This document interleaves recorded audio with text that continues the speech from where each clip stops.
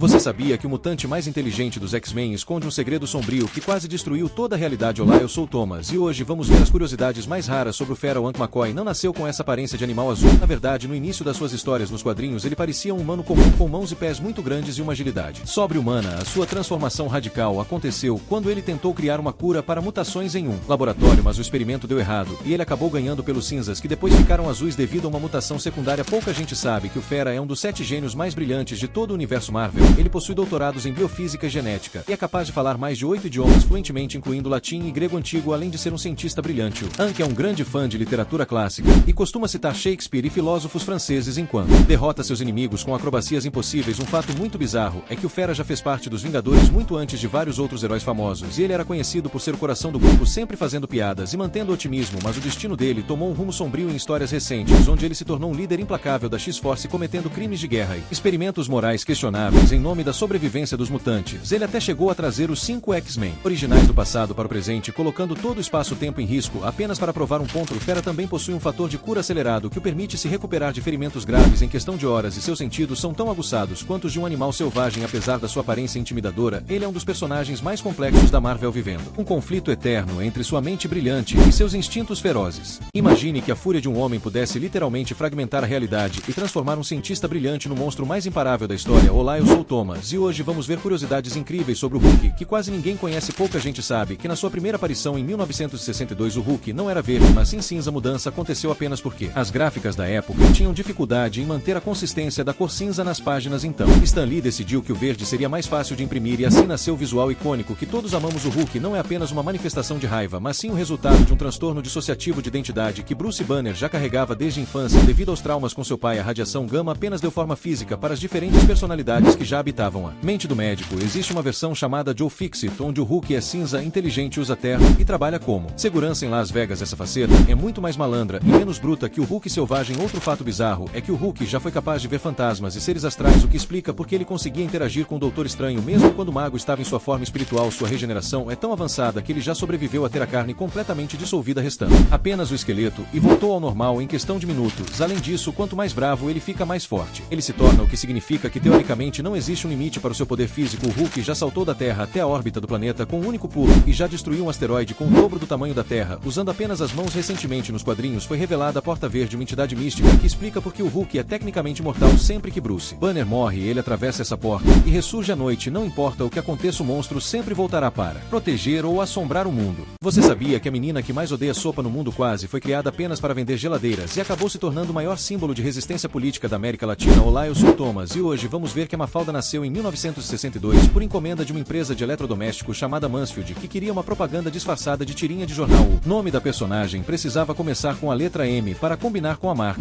mas o projeto foi rejeitado e o criador Kino guardou os desenhos na gaveta por 2 anos até que ela finalmente estreou no semanário Primeira Plano. Um fato que pouca gente conhece é que a Mafalda tem uma idade congelada de 6 anos, mas sua maturidade intelectual era tão perigosa que as tirinhas foram proibidas em diversos países sob regimes ditatoriais, inclusive na Argentina e na Espanha de Franco, onde o livro precisava vir com uma tarja indicando que era para adultos. O Kino decidiu parar de desenhar a Mafalda em 1973, no auge do sucesso, porque ele sentia que estava começando a se repetir e não queria que ela perdesse a essência ácida e questionadora. Outra curiosidade incrível é que, apesar de ser o rosto da Argentina, ela é cidadã do mundo e já foi traduzida para mais de 30 idiomas, incluindo o Braille e o japonês. A Mafalda também foi a única personagem de quadrinhos a ser nomeada como uma das 10 mulheres mais influentes da história da Argentina, aparecendo ao lado de figuras reais como Eva Perón. O ódio mortal que ela sente pela sopa não é apenas um capricho infantil, mas sim uma metáfora genial do Kino para representar os regimes militares e a política autoritária que a população era obrigada a engolir sem reclamar. Na época, mesmo sem novas tirinhas há décadas, ela continua sendo a voz da consciência social. Nos ensina que o mundo está doente, mas que o otimismo e o questionamento são os únicos remédios possíveis para tentar consertar a humanidade. Você sabia que a maior força da Mônica não vem dos seus braços, mas de uma garotinha real que inspirou Maurício de Souza a criar um império? Olá, eu sou o Thomas, e hoje vamos ver as histórias mais incríveis da Dona da Rua que você provavelmente nunca ouviu falar. Muita gente acredita que a Mônica foi a primeira personagem do grupo, mas a verdade é que ela só apareceu 4 anos depois do Cebolinha e do Cascão, ocupando um espaço que era totalmente masculino na época. A inspiração real para a personagem foi a própria filha do Maurício, que costumava carregar um coelho de pelúcia e tinha uma personalidade muito marcante e decidida nos anos 60. Um detalhe que quase ninguém nota é que nos primeiros traços a Mônica era bem diferente, com o rosto mais angulado e sapatos que sumiram com o tempo para dar lugar aos pés descalços que todos conhecemos hoje. O famoso vestido vermelho que ela nunca tira, na verdade, tem uma explicação técnica nos bastidores, pois o vermelho era a cor mais barata e fácil de imprimir nos jornais daquela época. época, facilitando a produção em massa das tirinhas. Outra curiosidade rara é que o Sansão nem sempre teve esse nome e nem sempre foi azul. Nos primeiros rascunhos o coelho era amarelo e só ganhou a cor vibrante e o nome icônico depois de um concurso nacional, onde os leitores puderam batizar o brinquedo mais famoso do Brasil. Sabia que a Mônica já foi embaixadora do Unicef e usa sua imagem para defender os direitos das crianças ao redor do mundo, provando que sua força vai muito além de dar coelhadas nos meninos da rua. O sucesso é tão gigantesco que ela possui versões em diversos países, mudando de nome para se adaptar, como por exemplo na Grécia, onde ela é chamada de Mônica, e na Indonésia, onde as aventuras ganharam traços locais, mas mantiveram a essência da menina dentuça. Mesmo sendo conhecida pela sua braveza, Mônica foi a primeira protagonista feminina a ter um gibi próprio no Brasil, quebrando recordes de vendas que duram até os dias de hoje. Por trás de cada plano infalível do Cebolinha existe uma construção de personagem que reflete a resiliência das crianças brasileiras e o poder de liderança feminina desde a infância. Agora que você conhece esses segredos, fica impossível olhar para o vestidinho vermelho e para o Sansão da mesma maneira sem admirar o legado dessa gigante dos quadrinhos. Você sabia que o Rei dos Sonhos já foi aprisionado por um simples ritual humano e quase causou a extinção de toda a humanidade? Olá, eu sou Thomas e hoje vamos ver as curiosidades raras sobre o Sandman. O Morpheus não é um deus nem um super-herói comum, mas sim uma das 7 entidades poderosas conhecidas como os Perpétuos, que representam conceitos fundamentais do universo. O criador do personagem, Neil Gaiman, revelou que a aparência física do Sandman foi inspirada no visual gótico de artistas como Robert Smith da banda The Cure e no próprio visual do Neil nos anos 80. Uma das curiosidades mais interessantes é que o Sandman possui 3 ferramentas de poder fundamentais, que são sua algibeira de areia dos sonhos, o seu elmo feito com os ossos de um deus antigo e o seu rubi dos sonhos, que contém grande parte de sua essência. Um fato que poucos conhecem é que o reino do sonhar muda constantemente de forma dependendo de quem o visita, refletindo os medos e desejos mais profundos de cada pessoa. Morpheus é o único dos Perpétuos que foi capturado por mortais, ficando preso por mais de 70 anos em um porão de vidro, o que causou a doença do sono em milhões de pessoas ao redor do mundo. Durante sua jornada, ele já enfrentou o próprio Lúcifer no inferno em um duelo de palavras e conceitos, onde o Sandman provou que o sonho é a única coisa que o inferno não pode tocar. Outra curiosidade rara é que o Sandman tem um filho chamado Orfeu, que é o protagonista do famoso mito grego, mostrando como a DC conectou a mitologia clássica com as histórias modernas. O Morpheus é conhecido por ser extremamente rígido com as regras do universo, mas ao longo da série ele começa a entender que até mesmo um ser eterno precisa mudar ou morrer. O seu castelo no sonhar é habitado por figuras estranhas, como o bibliotecário Lucien, que guarda todos os livros que nunca foram escritos, mas que as pessoas sonharam em escrever. O Sandman é um dos poucos personagens que conseguiu ganhar o prêmio World Fantasy Award com uma única edição de quadrinho, provando que sua história é uma verdadeira obra de arte literária. Além disso, Morpheus pode viajar por qualquer sonho e até criar pesadelos vivos para punir aqueles que cometem atrocidades contra a mente humana. Você sabia que o Beagle mais famoso do mundo quase teve um nome completamente diferente e que sua primeira aparição foi muito mais parecida com a de um cão comum do que com a lenda que ele se tornou? Olá, eu sou Thomas e hoje vamos ver as curiosidades incríveis sobre o Snoopy. O criador Charlie Schultz planejava chamar o cachorrinho de Snippy, mas mudou de ideia no último segundo quando descobriu que já existia um personagem com esse nome em outra tirinha. A decisão final veio de uma lembrança carinhosa de sua mãe, que uma vez disse que se a família tivesse outro cachorro, ele deveria se chamar Snoopy, que significa curiosidade em norueguês. No início, Snoopy não andava sobre 2 patas e nem tinha pensamentos complexos como um ser humano. Ele era apenas o bicho de estimação silencioso do Charlie Brown, que agia como um filhote normal. Foi apenas anos depois que ele começou a sentar no teto de sua casinha de cachorro em vez de dormir dentro dela. Aliás, a casinha do Snoopy é um dos maiores mistérios do mundo dos quadrinhos, porque por dentro ela é descrita como sendo gigantesca, abrigando uma biblioteca de luxo, uma mesa de sinuca e até quadros originais de Van Gogh. Embora ele seja um Beagle, Snoopy tem pavor de cocos e odeia quando as pessoas tentam lhe dar banho, preferindo 1000 vezes viver suas fantasias como o Barão Vermelho pilotando sua casinha em batalhas aéreas imaginárias. Outro fato fascinante é que o passarinho Woodstock, que é seu melhor amigo, recebeu esse nome em homenagem ao famoso festival de música de 1969. O Snoopy também é um recordista de conquistas reais fora do papel, pois ele se tornou o mascote oficial da segurança aeroespacial da NASA, e existe até um prêmio chamado Silver Snoopy concedido a funcionários que ajudam no sucesso de missões espaciais ao longo de décadas. O Snoopy nunca disse uma única palavra em balões de fala tradicionais, já que ele apenas comunica seus pensamentos para o leitor, enquanto os outros personagens entendem o que ele sente através de suas expressões faciais e danças icônicas. Esse cachorrinho, que começou como um coadjuvante simples, acabou se tornando o rosto da franquia Peanuts e um dos maiores ícones culturais de todos os tempos, conquistando gerações com sua imaginação sem limites e seu jeito filosófico de encarar a vida. Você sabia que o homem que ensinou Batman a lutar boxe e treinou a Canário Negro é um dos heróis mais durões de todos os tempos? Olá, eu sou o Thomas e hoje vamos ver as curiosidades sobre o Wildcat. O nome real do herói é Ted Grant, um campeão mundial de boxe peso pesado que decidiu usar suas habilidades para combater o crime depois de ser incriminado por um assassinato que não cometeu. Diferente de muitos heróis da sua época, o Wildcat não tinha superpoderes no início, contando apenas com sua força física absurda e uma técnica de combate impecável que o tornava um dos lutadores mais perigosos do planeta. Um fato fascinante é que ele recebeu o dom das 9 vidas de um mago chamado Zatar, o pai da Zatanna, o que permitiu que ele voltasse da morte várias vezes, mantendo sempre sua vitalidade de um homem no auge dos seus 30 anos. Ele é um dos membros fundadores da Sociedade da Justiça da América e serve como uma figura de mentor para quase todos os jovens heróis da DC Comics que precisam aprender a lutar de verdade sem depender apenas de poderes mágicos ou tecnológicos. Sua resistência é tão lendária que ele já derrotou diversos vilões superpoderosos apenas usando ganchos de esquerda e uma força de vontade inabalável que se recusa a cair no tablado. Ted Grant também é conhecido por seu temperamento forte e seu código de honra rígido, sendo um dos poucos que não tem medo de falar, que pensa para o próprio Superman ou para o Batman quando acha que eles estão errados. Curiosamente, o traje de gato que ele usa foi inspirado em uma história que ele ouviu sobre um herói Lanterna Verde, mas ele decidiu seguir um caminho muito mais pé no chão, focado no boxe profissional. Mesmo com o passar das décadas, ele continua sendo uma peça fundamental no universo DC, provando que um bom soco bem colocado e uma determinação de ferro nunca saem de moda. Se você achava que ele era apenas um homem comum em uma fantasia de gato, agora sabe que ele é a base de combate de toda a Liga da Justiça.